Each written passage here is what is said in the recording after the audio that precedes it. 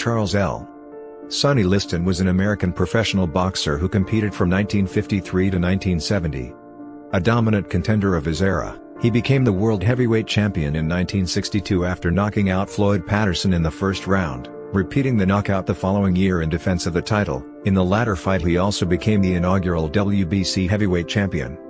Liston was particularly known for his immense strength, formidable jab, long reach, toughness, and his infamously intimidating appearance. Although Liston was widely regarded as unbeatable, he lost the title in 1964 to Muhammad Ali, then known as Cassius Clay, who entered as a 7-1 underdog. Liston retired in his corner due to an inflamed shoulder. Controversy followed with claims that Liston had been drinking heavily the night before the fight, and had entered the bout with a lame shoulder. In his 1965 rematch with Ali, Liston suffered an unexpected first-round knockout that led to unresolved suspicions of a fix. He was still a world-ranked boxer when he died in mysterious circumstances in 1970. Underworld connections, and his unrecorded dates of birth and death added to the enigma. The Ring magazine ranks Liston as the 10th greatest heavyweight of all time, while boxing writer Herb Goldman ranked him second, and Richard O'Brien, senior editor of Sports Illustrated, placed him third. Alfie Potsharmer in the Sportster also ranked him the third greatest heavyweight, and the sixth greatest boxer at any weight. Liston was inducted into the International Boxing Hall of Fame in 1991. Charles Sonny Liston was born circa 1930 into a sharecropping family that farmed the poor land of Moore Ledge Plantation near Johnson Township, St. Francis County, Arkansas. His father, Toby Liston, was in his mid-40s when he, and his wife, Helen Baskin, who was almost 30 years younger than Toby, moved to Arkansas from Mississippi in 1916. Helen had one child before she married Toby, and Toby had 13 children with his first wife. Toby and Helen had 12 children together. Sonny was the second youngest child. There is no official record of Liston's birth. His family's home state of Arkansas did not make birth certificates mandatory until 1965. His family, but not one Charles, or Sonny, Liston, can be found in the 1930 census, and in the 1940 census he was listed as 10 years old. It has been suggested Liston himself may not have known what year he was born, as he was not precise on the matter. Liston believed his date of birth to be May 8, 1932, and used this for official purposes, but by the time he won the world title an aged appearance added credence to rumors that he was actually several years older. One writer concluded that Liston's most plausible date of birth was July 22, 1930, citing census records and statements from his mother during her lifetime. Toby Liston inflicted whippings so severe on Sonny that the scars were still visible decades later. "The only thing my old man ever gave me was a beating," Liston said. In 1946, Helen Baskin, along with some of her children, moved to St. Louis to seek factory work. Liston, aged around 13, according to his later reckonings, remained in Arkansas with his father. The following year, Sonny, determined to reunite with his mother and siblings, thrashed the pecans from his brother-in-law's tree and sold them in Forest City, Arkansas. With the proceeds, he traveled to St. Louis to live with his mother. Liston tried going to school but quickly left after jeers about his illiteracy. The only employment he could obtain was sporadic and exploitative. Liston turned to crime and led a gang of thugs who committed muggings and armed robberies. Because of the shirt he wore during robberies, the St. Louis police called Liston the Yellow Shirt Bandit. When caught in January 1950, Liston gave his age as 20, while the St. Louis Globe-Democrat reported that he was 22. Convicted and sentenced to 5 years in the Missouri State Penitentiary, Liston started his prison time on June 1, 1950. Liston never complained about prison, saying he was guaranteed 3 meals every day. The athletic director at Missouri State Penitentiary, Reverend Alice Stevens, suggested to Liston that he try boxing, and his obvious aptitude, along with an endorsement from Stevens, who was also a priest, aided Liston in getting an early parole. Stevens organized a sparring session with a professional heavyweight named Thurman Wilson to showcase Liston's potential. After 2 rounds, Wilson had taken enough. "Better get me out of this ring," exclaimed Wilson, "he is going to kill me." After Liston was released from prison on October 31, 1952, he had a brief amateur career that spanned less than a year. Liston captured the Chicago Golden Gloves Tournament of Champions on March 6, 1953, with a victory over 1952 Olympic heavyweight champion Ed Sanders. He then outpointed Julius Griffin, winner of the New York Golden Gloves Tournament of Champions, to capture the Inter-City Golden Gloves Championship on March 26, representing Chicago. Liston was knocked down in the first round, but came back to control the next two rounds, and had Griffin hanging on at the end. Liston competed in the 1953 United States National Championships at Boston Garden, and passed the preliminaries, stopping Lou Graff in the second round on April 13, but lost in the quarterfinals to 17-year-old Jimmy McCarter on April 15. He would later employ McCarter as a sparring partner. On June 23, 1953, a team consisting of 10 recent St. Louis Golden Gloves champions of all weight classes, with Liston on top as the heavyweight, was gathered to represent the United States in an International Golden Gloves, USA vs. West Europe, competition at Kiel Auditorium in St. Louis. Liston knocked out Hermann Schreibauer of West Germany at 2:16 of the first round. The previous month, Schreibauer had won a bronze medal in the European Championships. At this time, the head coach of the St. Louis Golden Gloves team, Tony Anderson, stated that Liston was the strongest fighter he had seen. Liston signed a contract in September 1953, proclaiming, "Whatever you tell me to do, I'll do." The only backers willing to put up the necessary money for him to turn professional were close to Underworld figures, and Liston supplemented his income by working for racketeers as an intimidator enforcer. The connections to organized crime were an advantage early in his career but were later used against him. Liston made his professional debut on September 2, 1953, knocking out Don Smith in the first round in St. Louis, where he fought his first 5 bouts. He was 6 feet 1 in, 1.85 meters, and had an exceptionally powerful physique, with a disproportionately long reach at 84 inches, 2.13 meters. His fists measured 15 inches, 38 centimeters, around, the largest of any heavyweight champion. Sports Illustrated writer Mort Charnock said his hands looked like cannonballs when he made them into fists. Liston's noticeably more muscular left arm, crushing left jab, and powerful left hook lent credence to the widely held belief that he was left-handed, although he fought in an orthodox stance. Early in his career, Liston faced capable opponents. In his 6th bout, he faced ranked heavyweight Johnny Summerlin, 18-12, on national television, and won in an 8-round decision. In his next fight, he had a rematch with Summerlin, and again won an 8-round decision. Both fights were in Summerlin's hometown of Detroit. On September 7, 1954, Liston suffered defeat for the first time in his 8th professional fight, losing to Marty Marshall, a journeyman with an awkward style. In the 3rd round, Marshall nailed Liston, reportedly while he was laughing, and broke his jaw. A stoic Liston finished the fight, but lost in an 8-round split decision. On April 21, 1955, he defeated Marshall in a rematch, dropping him 4 times en route to a 6th-round knockout. They fought for a 3rd time on March 6, 1956, which Liston won by a 10-round unanimous decision. Liston's criminal record, compounded by a personal association with a notorious labor racketeer, led to the police's stopping him on sight, and he began to avoid main streets. On May 5, 1956, a policeman confronted Liston and a friend about a cab parked near Liston's home.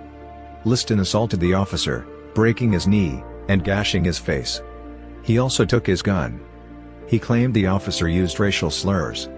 A widely publicized account of Liston resisting arrest, even after nightsticks were allegedly broken over his skull, added to the public perception of him as a nightmarish monster impervious to physical punishment. He was paroled after serving 6 months of a 9-month sentence, and was not prohibited from boxing during 1957. After repeated overnight detention by the St. Louis police, and a thinly veiled threat to his life, Liston left for Philadelphia. In 1958, Liston returned to boxing. He won 8 fights that year, 6 by knockout. He also went with a new manager in 1958, Joseph Pepperone, who was a front man for mobsters Frankie Carbo and Frank Blinky Palermo. The year 1959 was a banner one for Liston. After knocking out contender Mike DeJohn in 6 rounds, he faced Cleveland Williams, a fast-handed fighter who was billed as the hardest-hitting heavyweight in the world, against whom he showed durability, power, and skill, nullifying Williams' best work before stopping him in the 3rd round. This victory is regarded by some as Liston's most impressive performance. He rounded out the year by stopping Nino Valdez and Willie Bismanoff. In 1960, Liston won 5 more fights, including a rematch with Williams, who lasted only 2 rounds. Roy Harris, who had gone 13 rounds with Floyd Patterson in a title match, was crushed in 1 round by Liston. Top contender Zora Fali was stopped in 3 rounds. After demolishing these top-ranked fighters in the heavyweight division, Liston was regarded as the top contender champion in waiting. Liston's streak of 9 straight knockout victories ended when he won a unanimous 12-round decision against Eddie Machen on September 7, 1960. Machen's mobility enabled him to go the distance, but he was clearly outpointed despite Liston being penalized for a low blow in the 11th round. Machen's taunting, and his spoiling tactics of dodging and grappling, at one point almost heaving Liston over the ropes, so alienated the audience that Liston received unaccustomed support from the crowd. Before his bout with Liston, Muhammad Ali consulted Machen, and was advised that the key to survival was to make Liston lose his temper. Liston became the No. 1 contender in 1960, but the handlers of world heavyweight champion Floyd Patterson refused to give him a shot at the title because of Liston's links to organized crime. While Liston began working into shape with hopes for a heavyweight title shot, he also continued his criminal behavior. 2 more arrests for disorderly conduct and resisting arrest, and another for impersonating a cop, led to Liston being suspended by the Pennsylvania Athletic Commission on July 14, 1961. The suspension was honored in all states. Ironically, Patterson's manager, Customato, associated with racketeers, and had his manager's license revoked by the New York State Athletic Commission for alleged misconduct in connection with the Floyd Patterson-Ingemar Johansson title fight in June 1959. Civic leaders were also reluctant, worrying that Liston's unsavory character would set a bad example for youth. The NAACP had urged Patterson not to fight Liston, fearing that a Liston victory would hurt the civil rights movement. Many African Americans disdained Liston. Asked by a young white reporter why he was not fighting for freedom in the South, Liston deadpanned, "I ain't got no dog-proof ass." However, in 1963, in the aftermath of the 16th Street Baptist Church bombing, Liston broke off a European boxing exhibition tour to return home, and was quoted as saying he was ashamed to be in America. U.S. President John F. Kennedy also did not want Patterson to fight Liston. When Patterson met with the president in January 1962, Kennedy suggested that Patterson avoid Liston, citing Justice Department concerns over Liston's ties to organized crime. Jack Dempsey spoke for many when he was quoted as saying that Sonny Liston should not be allowed to fight for the title. Liston angrily responded by questioning whether Dempsey's failure to serve in World War I qualified him to moralize. Frustrated, Liston changed his management in 1961, and applied pressure through the media by remarking that Patterson, who had faced mostly white challengers since becoming champion, was drawing the color line against his own race. Patterson finally signed to meet Liston for the world title on September 25, 1962, in Comiskey Park in Chicago. Leading up to the fight, Liston was an 8-5 betting favorite, although many picked Patterson to win. In an Associated Press poll, 64 of 102 reporters picked Patterson. Sports Illustrated predicted a Patterson victory in 15 rounds, stating, "Sonny has neither Floyd's speed nor the versatility of his attack. He is a relatively elementary, one-track fighter." Former champions James J. Braddock, Jersey Joe Walcott, Ezra Charles, Rocky Marciano, and Ingemar Johansson all picked Patterson to win. Muhammad Ali, at the time a rising contender named Cassius Clay, however, predicted a knockout by Liston in the first 5 rounds. The fight turned out to be a mismatch. Liston, with a 25-pound weight advantage, 214 pounds, 97 kilograms, to 189 pounds, 86 kilograms, knocked out Patterson at 2:06 of the first round, putting him down for the count with a powerful left hook to the jaw. Sports Illustrated writer Gilbert Rogan wrote that final left hook crashed into Patterson's cheek like a diesel rig going downhill, no brakes. It was the 3rd fastest knockout in a world heavyweight title fight, and the first time the defending champion had been knocked out in round 1. Rogan wrote that Patterson backers expected him to go inside on Liston, fire away, and then run like a thief in the night. He would not close in until the accumulated inside damage, and Liston's own frustration had sapped the challenger's strength and will. Patterson's fatal mistake was that he did not punch enough, and frequently tried to clinch with Liston. In these feckless clinches he only managed to tie up one of Liston's arms. A grateful Liston found there was no need to give chase. The victim sought out the executioner. Rogan discounted speculation that Patterson had thrown the fight, writing, "The genesis of all this why I died theorizing, and downright baloney was the fact that many spectators failed to see the knockout blows." Upon winning the World Heavyweight title, Liston had a speech prepared for the crowd that friends had assured him would meet him at the Philadelphia airport. But upon arrival, Liston was met by only a handful of reporters and public relations staff. Writer Jack McKinney said, "I watched Sonny. His eyes swept the whole scene. You could feel the deflation, see the look of hurt in his eyes. He had been deliberately snubbed. Philadelphia wanted nothing to do with him." During an era when white journalists still described black athletes in stereotypes, Liston had long been a target of racially charged slurs. He was called a gorilla and a jungle beast in print. Larry Merchant, then a writer with the Philadelphia Daily News, wrote, "A celebration for Philadelphia's first heavyweight champ is now in order." Emily Post would probably recommend a ticker tape parade. For confetti we can use torn-up arrest warrants. He also wrote that Liston's win over Patterson proved that in a fair fight between good and evil, evil must win. Some writers thought Liston brought bad press on himself by a surly and hostile attitude toward journalists. He also had a reputation for bullying people such as porters and waitresses. Liston's run-ins with the police had continued in Philadelphia. He particularly resented a 1961 arrest by a black patrolman for loitering, claiming to have merely been signing autographs and chatting with fans outside a drugstore. A month later, Liston was accused of impersonating a police officer by using a flashlight to wave down a female motorist in Fairmount Park, although all charges were later dropped. Subsequently, Liston spent some months in Denver where a Catholic priest who acted as his spiritual advisor attempted to help bring his drinking under control. After he won the title, Liston relocated to Denver permanently, saying, "I'd rather be a lamppost in Denver than the mayor of Philadelphia." Patterson and Liston had a rematch clause in their contract. Patterson wanted a chance to redeem himself, so they met again on July 22, 1963, in Las Vegas. Patterson, a 4-1 betting underdog, was knocked down 3 times, and counted out at 2:10 of the first round. The fight lasted 4 seconds longer than the first one. Liston's victory was loudly booed. "The public is not with me. I know it," Liston said afterward. "But they'll have to swing along until somebody comes to beat me." Liston made his second title defense on February 25, 1964, in Miami Beach, Florida against Cassius Clay, Muhammad Ali. Liston was a heavy favorite. In a pre-fight poll, 43 of 46 sports writers picked Liston to win by knockout. Odds makers gave Liston 7-1 to win. Clay countered in verse, "If you want to lose your money, then bet on Sonny." Liston was supremely confident of easily beating Clay, trained minimally for the fight, and went ahead with it despite an injury to his left shoulder. From the opening bell, Liston attempted to close with Clay, looking to land a hard punch to the head to end the fight quickly and decisively. Although Clay often carried his gloves down at his waist, seemingly open to attack, he proved very difficult to hit.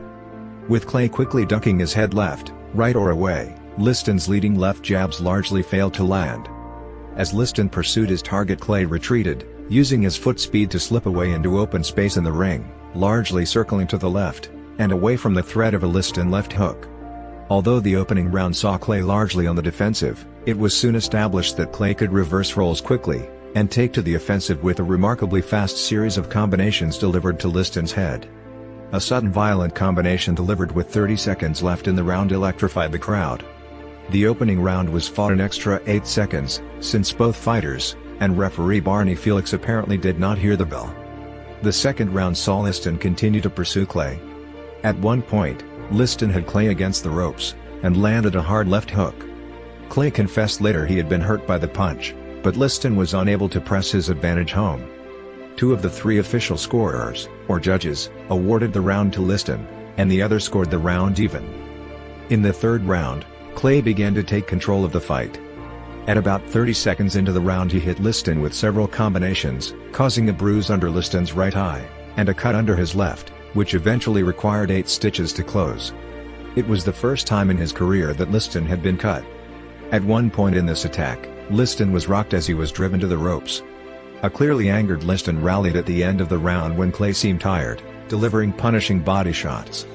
It was probably Liston's best moment in the entire fight. Sitting on his stool between rounds, however, Liston was breathing heavily as his cornerman worked on his cut.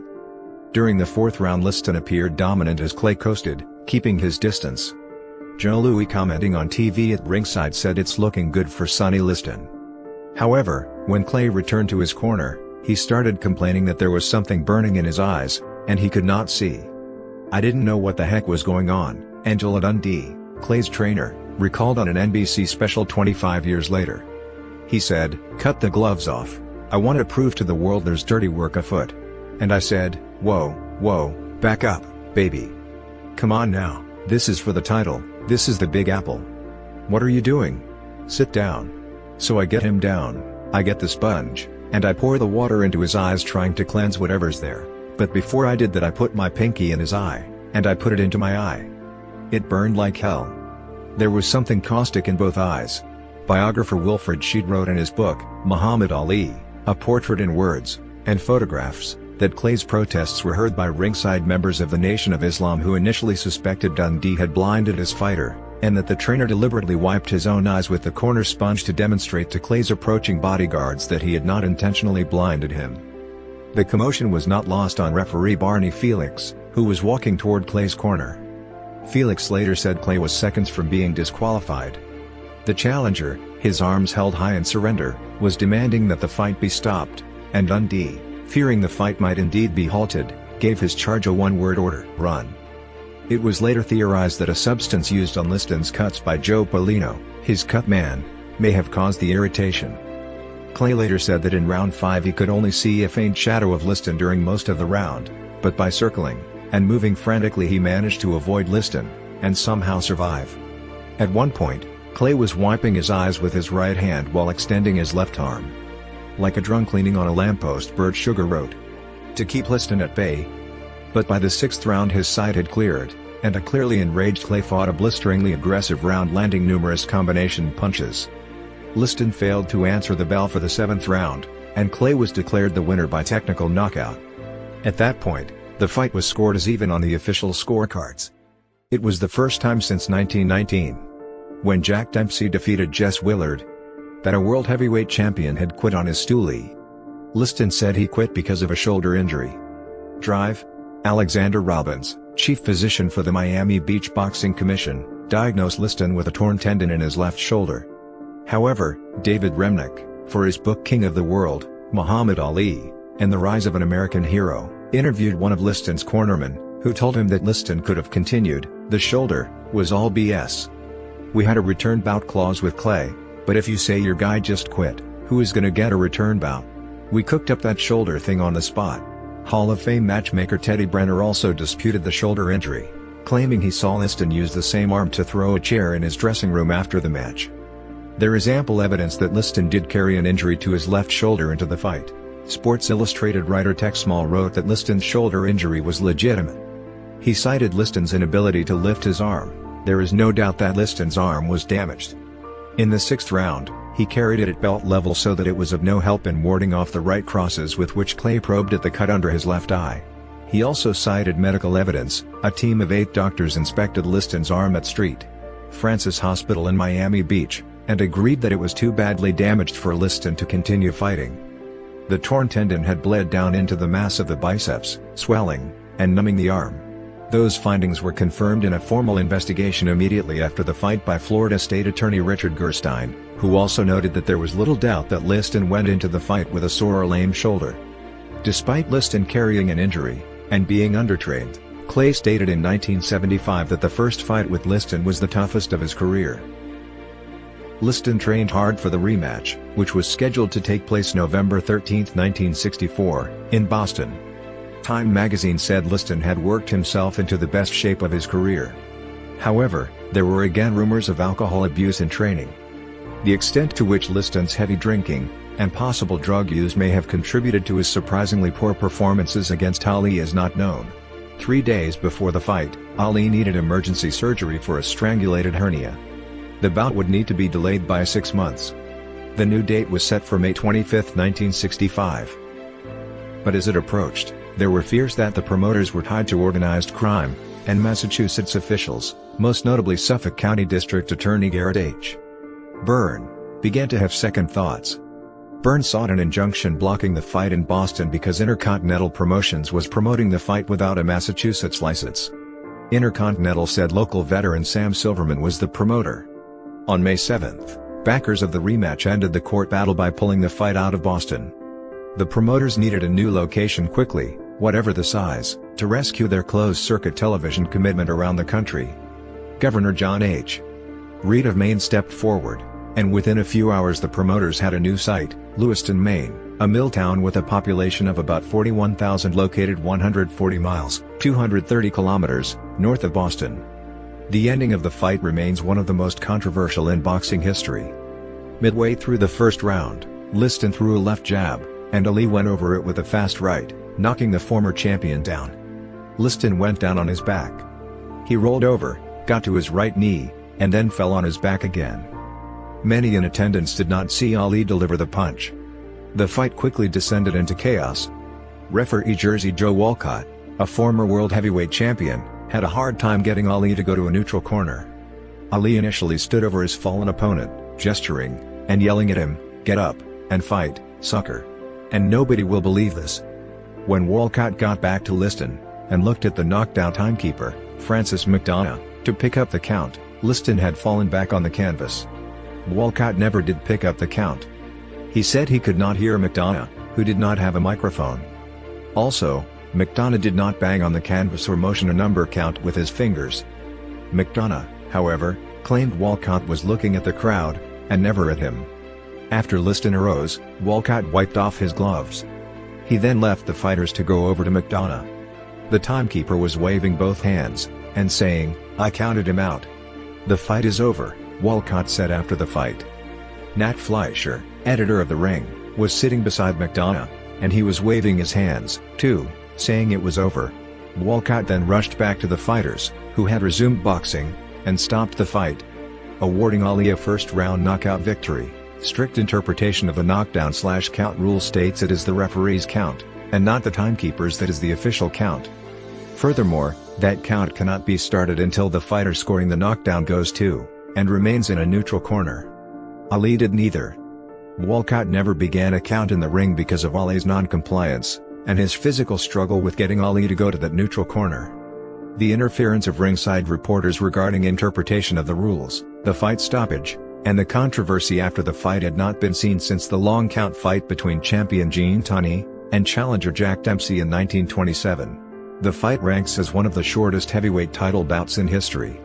Many in the small crowd had not even settled in their seats when the fight was stopped. The official time of the stoppage was announced as 1 o'clock into the first round, which was wrong. Liston went down at 1:44, got up at 1:56, and Walcott stopped the fight at 2:12.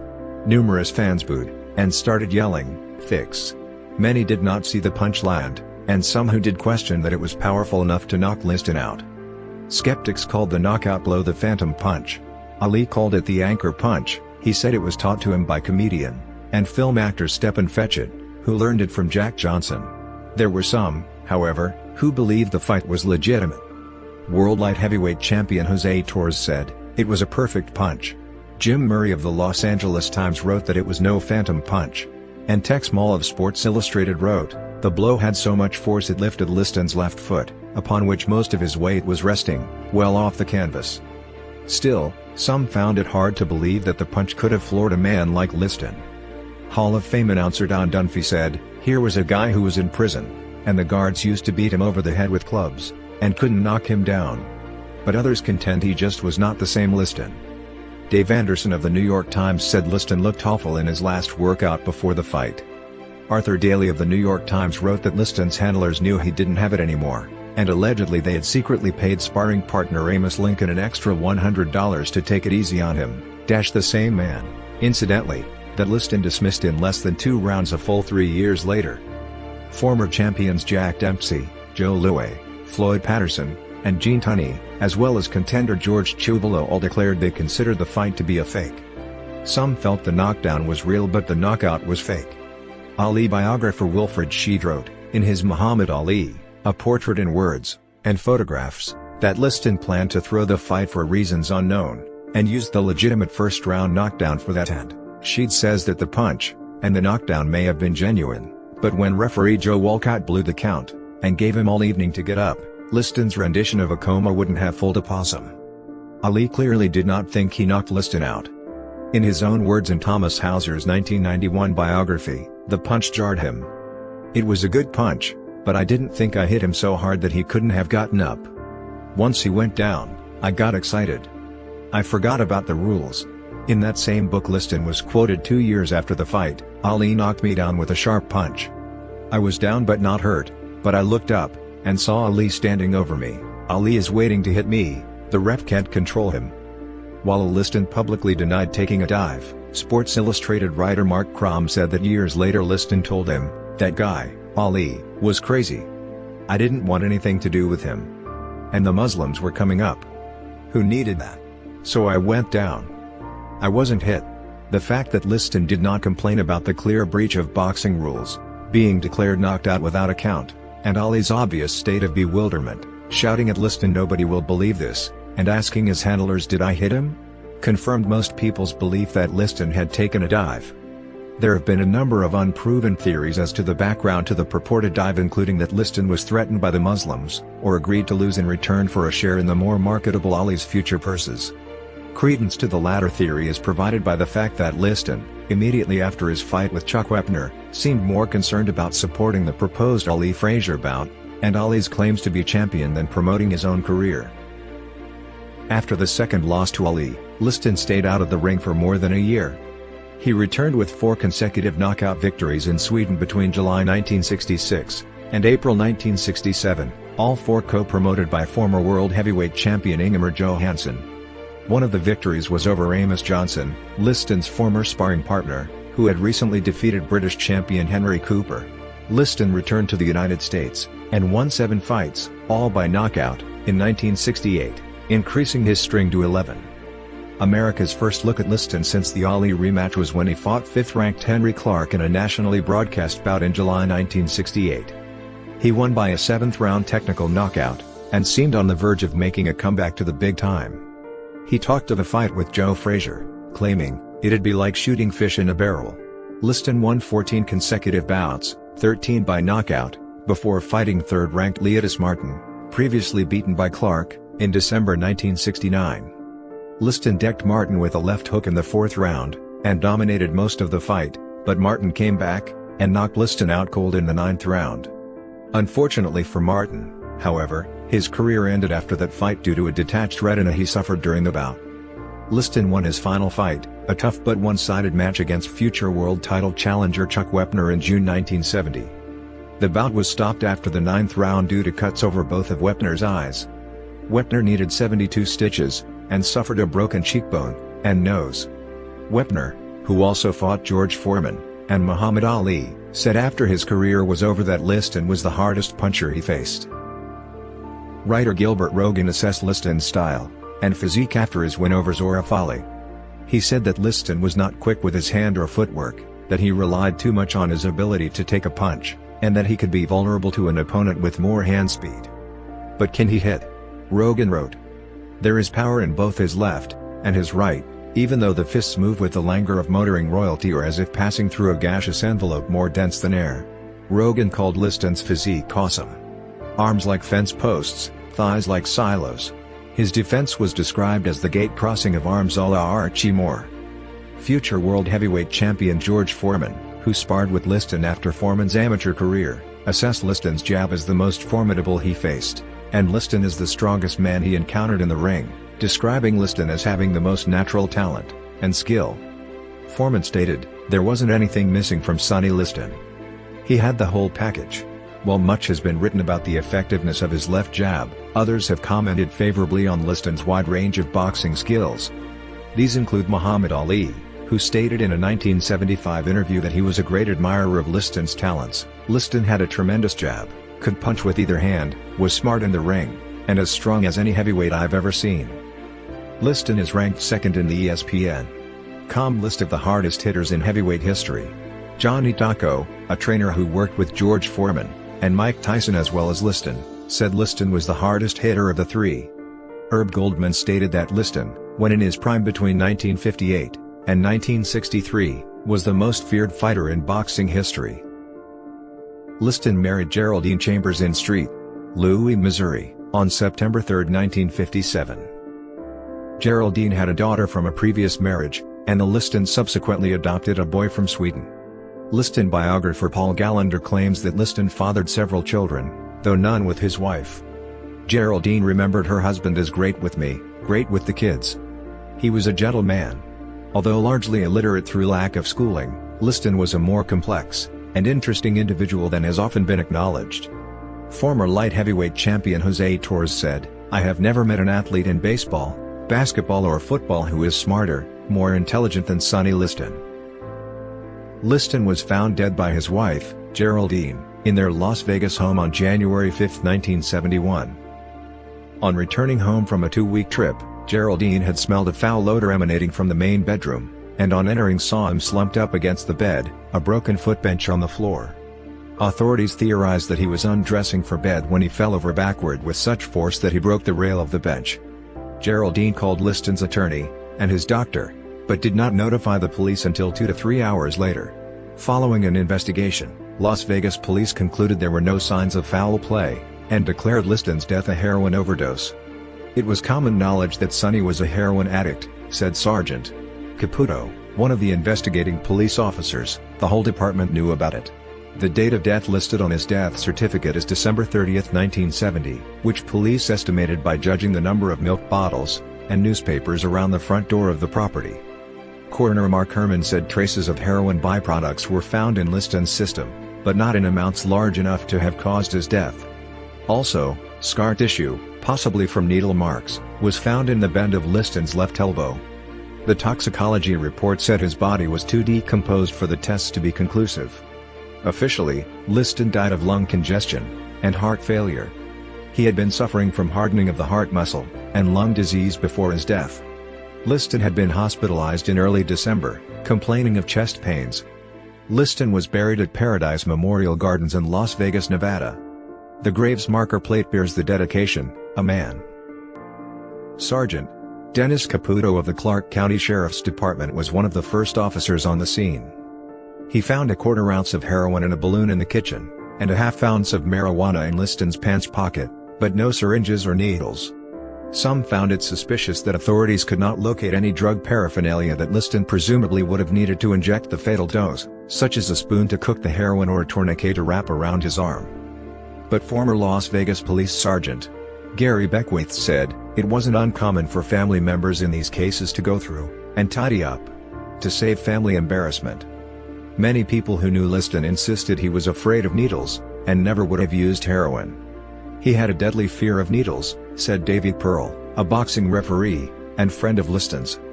"There was nothing Sonny feared more than a needle." "I know," said Liston's Philadelphia dentist, Drive, Nick Ragney. "He was afraid of needles," echoed Father Edward Murphy. "He would do everything to avoid taking shots." According to Liston's trainer, Willie Reddish, Liston cancelled a planned tour to Africa in 1963 because he refused to get the required inoculations. Liston's wife also recalled that her husband would refuse basic medical care for common colds because of his dislike of needles.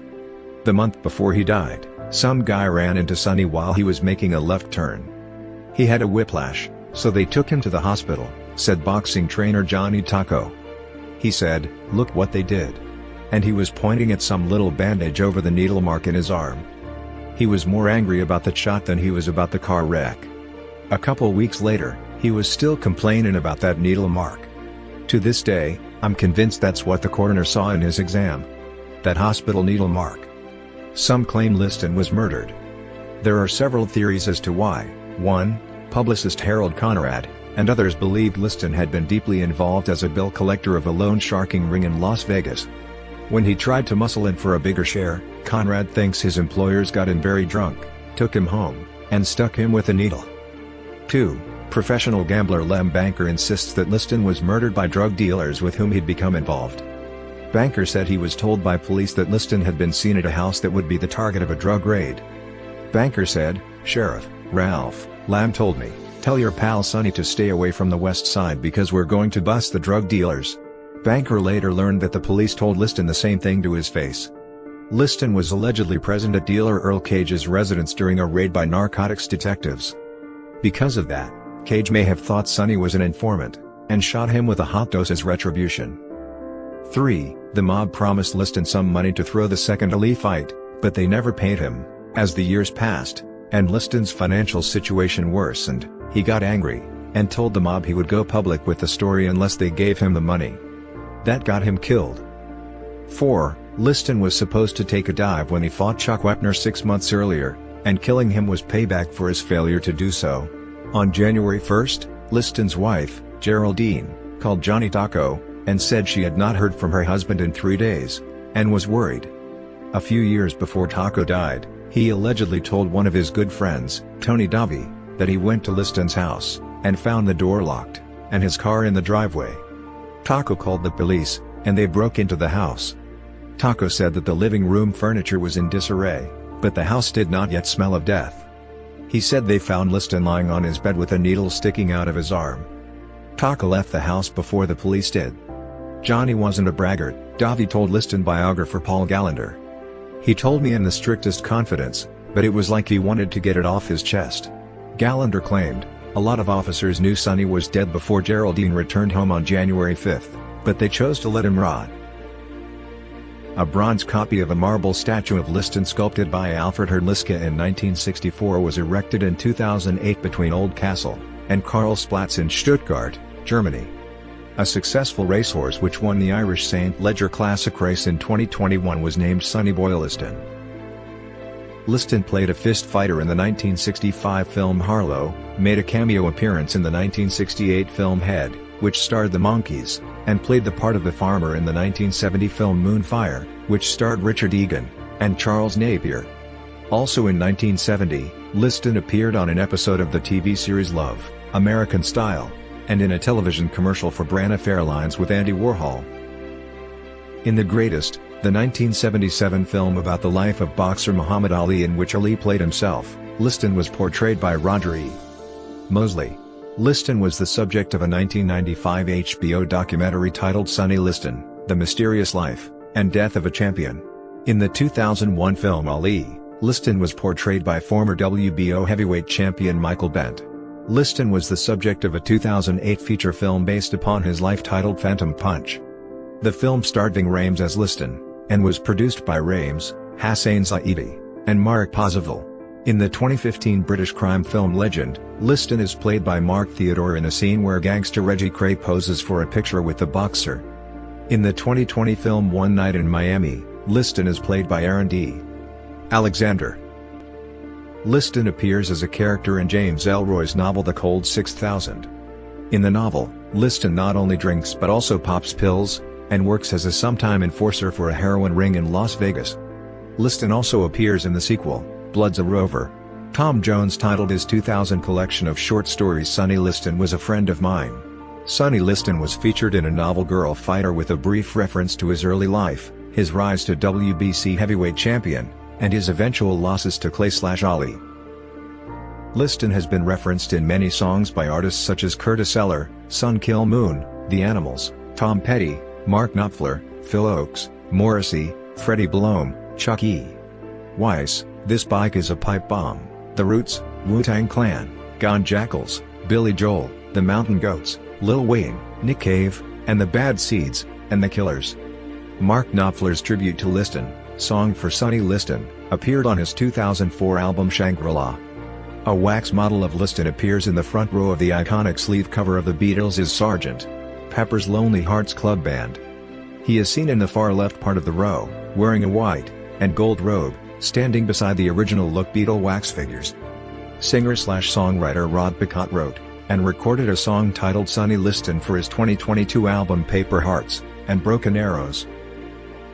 Liston appeared on the December 1963 cover of Esquire magazine, cover photographed by Carl Fisher, The Last Man on Earth America Wanted to See Coming Down Its Chimney.